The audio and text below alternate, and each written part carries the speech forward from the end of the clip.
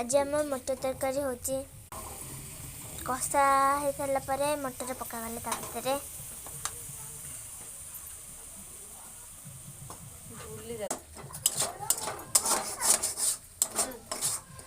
तापर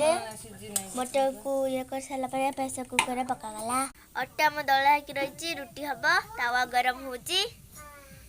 आउपटे आम तरकारी कुकर बसची कुकर को बाहर करके आम तावा पानी ये करते या भीतर गरम मसला पकागला रुटी आमर हो जाइए तरकारी आम बसची